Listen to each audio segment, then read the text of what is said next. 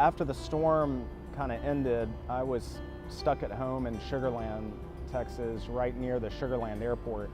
And my Army National Guard unit that I belonged to in San Antonio was tasked by the governor to come to Sugar Land Airport, among other states as well. There were several, we had about 5 or 6 state National Guard units in addition to Texas being involved.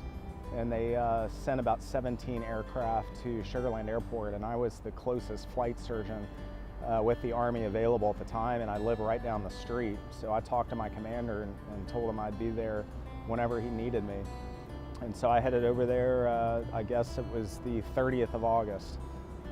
And that's when I started immediately getting integrated into the helicopter units that were there. As a flight surgeon, we kind of wear many hats. We're tasked to not only take care of all the crews, so we're responsible for the health and well-being of the pilots and the air crews, the crew chiefs, the flight medics.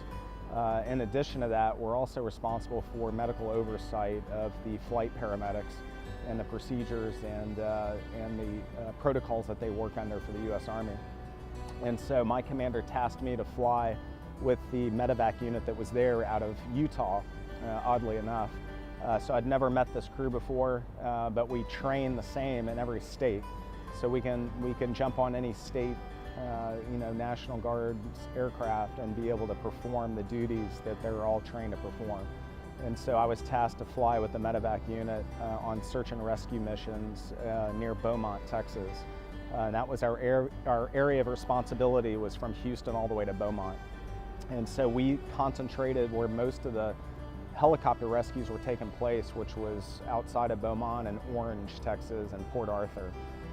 So we immediately went to that area and started doing search and rescue missions right away. And the first day we hoisted and rescued, I think, about 12 people. And the second day it was about 15 people. It was really an honor to serve and be able to fly those missions and help some of these poor victims in that area of southeast Texas that were flooded and had no other way out. There weren't enough boats in that region to get all the people out, and the water was too deep for most of the trucks. Even the military trucks couldn't get to some of these folks. And the amount of, I've never seen that much water before. The amount of flooding was so surreal. There are really no words for it. We shot a little bit of video and took some pictures while we were flying over the areas, and it was just amazing. And people were on their rooftops and porches waving white t-shirts and towels and whatever to get our attention. And they were everywhere. There were apartment complexes, and there were so many helicopters flying. Coast Guard, Navy, Air Force, many assets were there, and so we had to look out for each other flying around the area because there were just so many aircraft in the sky. And we just started plucking people off their rooftops and off their front porches, and they'd wade into the water, and the medics would go down, and I'd assist with hoisting them up out of the water and getting them into the aircraft and strapped into seats and assess their medical conditions. Some of them had medical conditions, most of them didn't. And we were seeing minor injuries, some fractured ankles and things like that, but nothing. Fortunately, no one was seriously injured during the process, so we were able to successfully hoist them out and get them to the airport and drop them off.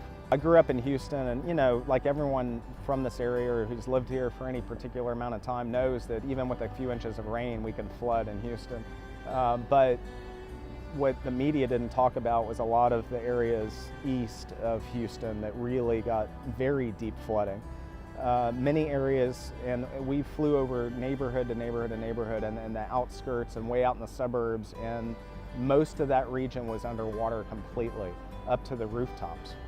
So it was impressive. You could barely see truck tops from SUVs or pickup trucks sticking out through the water.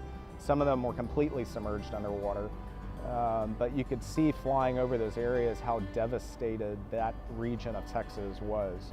And there were some bad parts of Houston too, but seeing that vast amount of water over that much land was just breathtaking.